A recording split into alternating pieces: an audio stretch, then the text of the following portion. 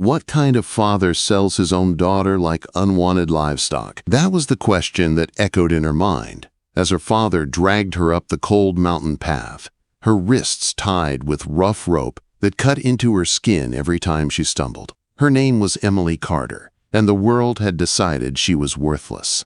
7 years earlier, an accident during the harvest had changed everything.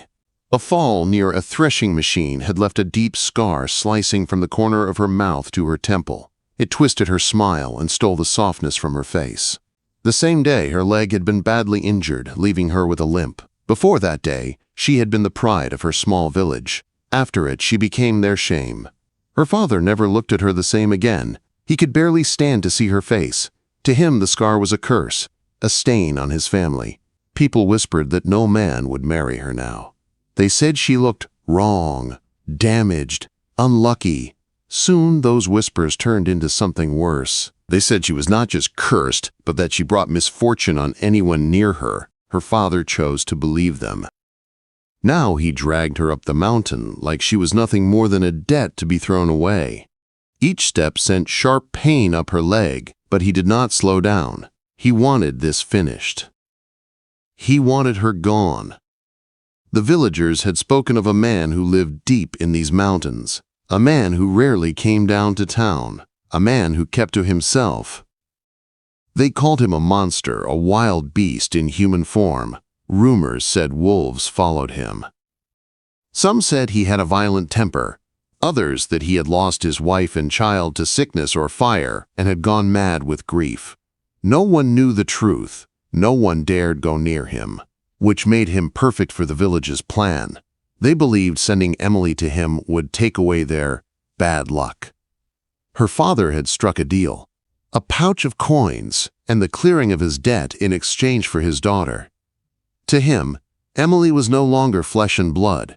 She was a burden he paid someone to carry away. At last, the trees opened to a small clearing. A cabin stood in the center, built of thick logs and stone, strong against the wind. Smoke rose from the chimney, curling into the cold air. It looked more like a fortress than a home. Emily's heart thudded painfully in her chest. That was when he appeared. He did not come from the cabin. He stepped out of the tree line without a sound, tall and broad, like he was carved from the mountain itself. His hair was long and unkempt, his beard thick and wild.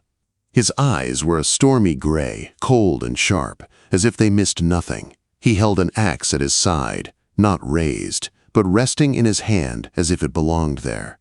Her father shoved her forward so hard she fell to her knees. Cold dirt and pine needles stuck to her dress.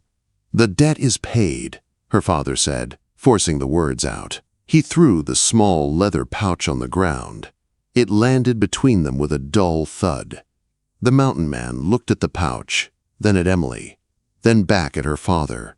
His expression did not change, but something in his eyes made her father step back. Without a word, he turned and hurried away down the path, nearly running. He did not look back at his daughter. Not even once. Emily stayed kneeling. The cold bit into her skin. She waited for the man to yell, to drag her inside, or to strike her. Anything. But he just walked past her. He lifted the axe and began splitting wood.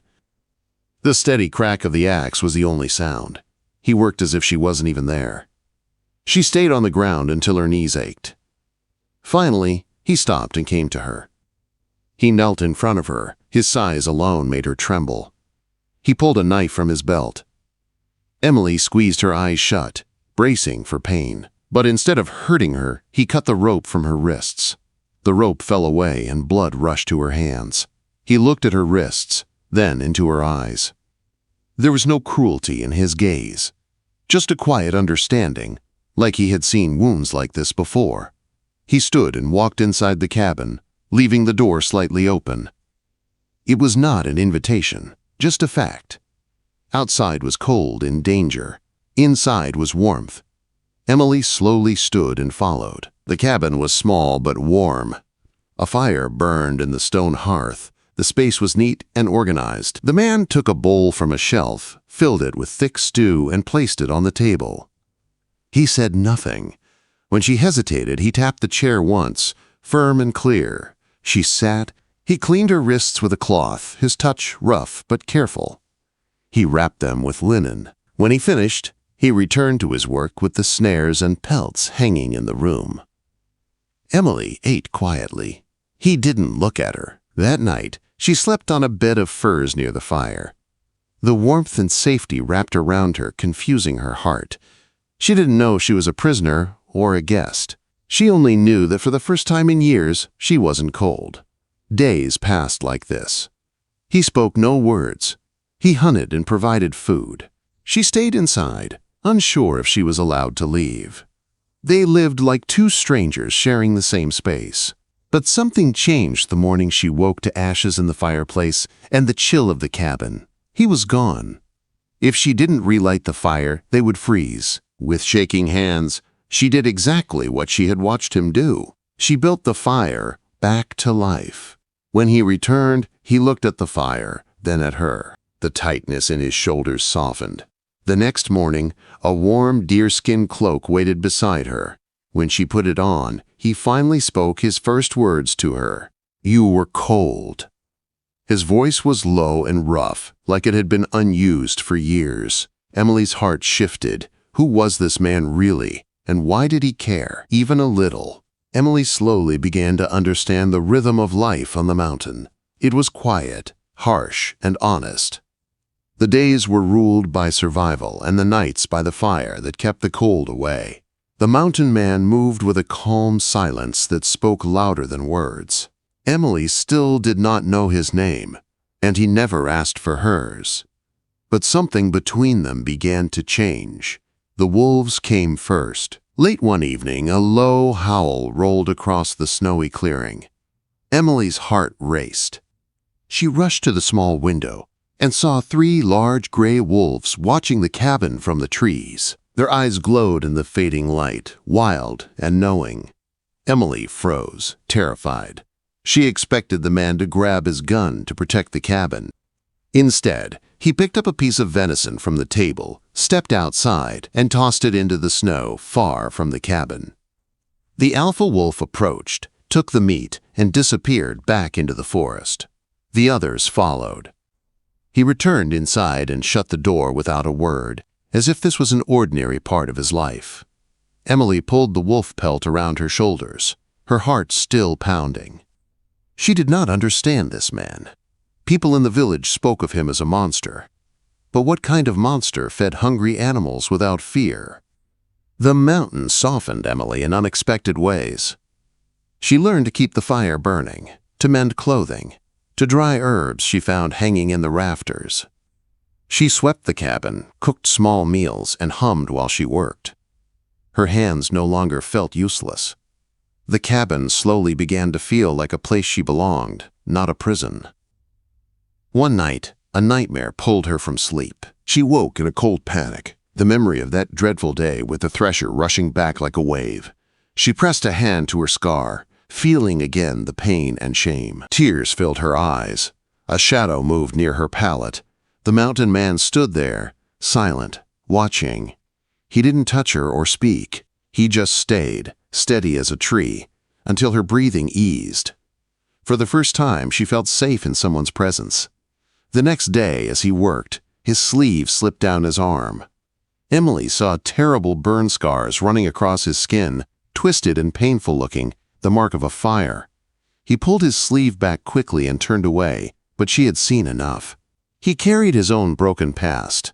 Their scars were different, but the pain was the same. After that, Emily no longer sat quietly on the sidelines. She moved with purpose. She added herbs to the stew to make the cabin smell of thyme and chamomile, instead of only smoke and hides.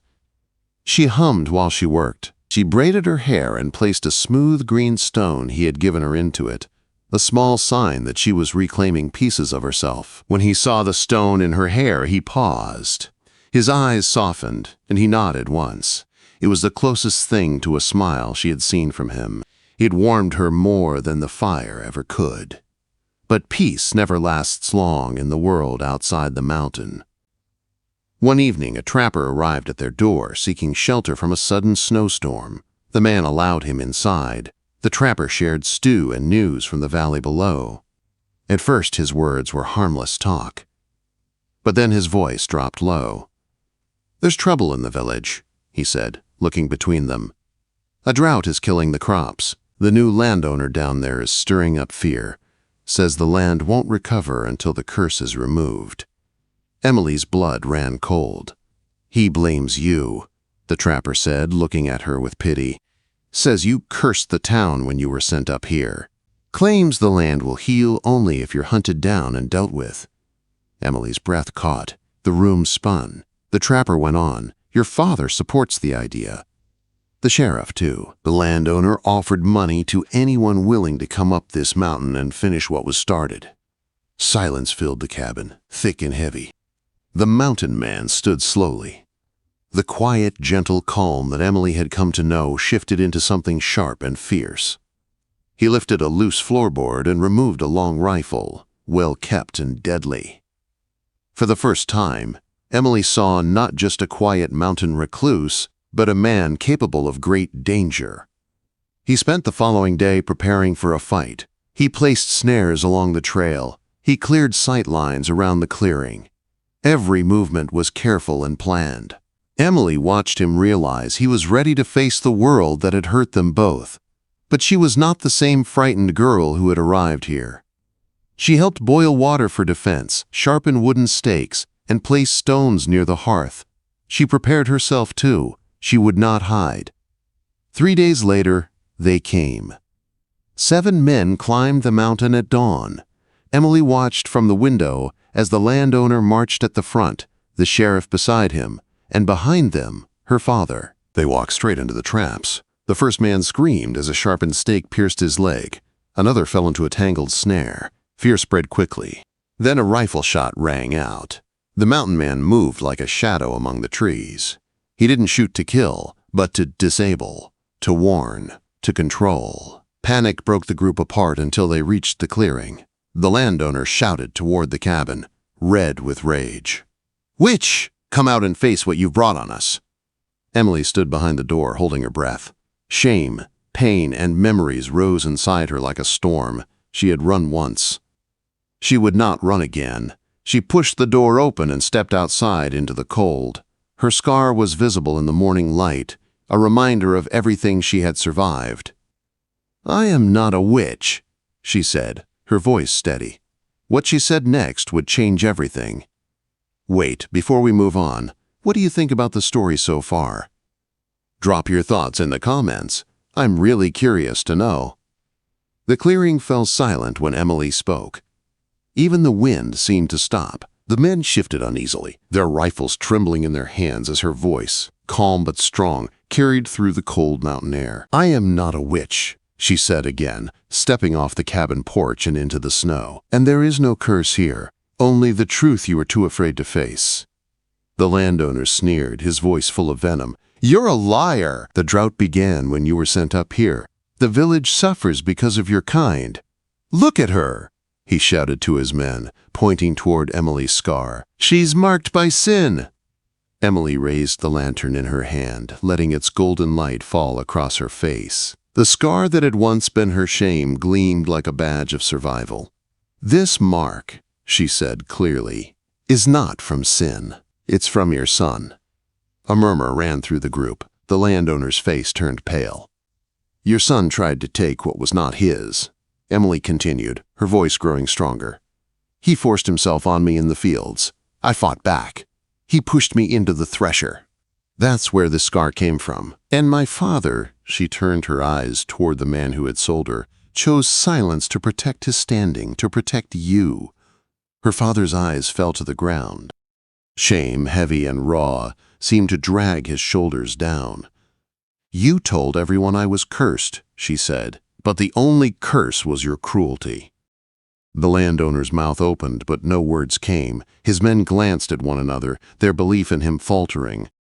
From the tree line, the sound of slow footsteps approached. The mountain man appeared, rifle in hand, his tall frame cutting a powerful silhouette against the snow. He came to stand beside Emily. His eyes were cold as winter stone as he looked at the landowner. "You talk about curses," he said, his rough voice echoing like thunder. But you and your sheriff, he turned his gaze toward the lawman, you burned my home. You killed my wife and my child for a piece of land you wanted. You called it justice. I called it what it was, greed. He rolled up his sleeve, revealing the burned, twisted scars along his arm. These are the marks you left on me. Quote, the clearing went deathly quiet. The men who had followed the landowner shifted uneasily, their eyes darting between the two scarred souls standing together. The sheriff, his face white as snow, lunged suddenly for his fallen rifle. But the mountain man was faster. In a single stride, he kicked the weapon away and sent the sheriff sprawling into the snow. The rifle clattered harmlessly across the ground. From behind the men, the trapper, who had brought the warning days before, stepped forward. I heard every word, he said firmly. The landowner's son did what she said. And I remember the fire that took his family. I saw the sheriff's men ride out that night. It's all true. The landowner's power shattered like glass. His men, unwilling to die for a lie, lowered their weapons. They turned and began backing away through the snow, their faces heavy with disbelief and shame. The landowner stood frozen, trembling with rage and fear. His eyes darted from Emily to the mountain man, but there was nothing left to say. He had been exposed. At last he turned and stumbled down the mountain trail, the sheriff limping after him, and Emily's father trailing last, silent and hollow-eyed. No one looked back. The mountain grew quiet again. Only the sound of the wind moving through the pines remained. Emily stood still, watching the last of them disappear. Her breath came out in clouds of white mist. For the first time, the silence felt peaceful. The mountain man turned to her, lowering his rifle. It's over, he said simply. They walked back to the cabin together. The door closed behind them, shutting out the ghosts of the past. Inside, the fire still burned strong. Emily went to stir it, while he set the rifle down carefully against the wall. Their hands brushed as they passed each other. Neither spoke. Later that night, they sat together on the same bench by the fire. For months they had shared the cabin as strangers. But now, the space between them was filled with something new: understanding, safety, and the quiet beginning of love. He looked at her, really looked at her. His gaze traced the scar that ran down her face, and instead of pity, there was tenderness. You don't have to go back, he said softly. Emily looked into the fire, then back at him. I'm not, she whispered. I'm home. He hesitated, then rose and walked to the mantel. From a small carved box, he took out a thin silver ring, worn smooth by time. It was my wife's, he said, his voice rough with memory. It should not be alone. He placed the ring gently on the bench between them, not as a proposal, but as a gesture of trust, of shared wounds and healing. Emily stared at the ring, then reached into her dress pocket. She took out the small wooden bird he had carved for her weeks ago, the one with its wings half spread as if ready to fly. She placed it next to the ring. Two broken things, side by side, promising to build something whole. Spring came to the mountains like a soft sigh. Snow melted, revealing patches of green. Emily planted seeds in a small garden behind the cabin. Carrots, beans, and herbs she had saved from winter. The man built an addition to the cabin, a room with a window that caught the morning light. Life began to bloom again. One afternoon, a young boy stumbled into the clearing, thin, shivering, and half-starved. He carried the marks of a whip on his back. Emily ran to him, wrapping him in her cloak, seeing in his eyes the same kind of pain she once knew. They took him in without question. The boy stayed. He learned to trap, to carve wood, to build fires. The cabin, once a place of silence and solitude, became something new, a home for the broken, a refuge for the lost. Sometimes, Emily would catch sight of a gray wolf on the ridge, watching them quietly, a silent guardian of their peace. She would sit on the porch at dusk, her braid catching the light, the green stone still woven through it. The scar on her face was no longer a mark of shame. It was a map of where she had been. And when the mountain man came to sit beside her, his rough hand finding hers, she would smile, a real, full smile, and whisper, They thought we were cursed. But they were wrong. Quote, he looked at her with that steady, quiet love that asked for nothing and gave everything. In the heart of the wild mountain, two wounded souls had found each other. Not because the world wanted them, but because the wilderness knew how to heal what the world had broken.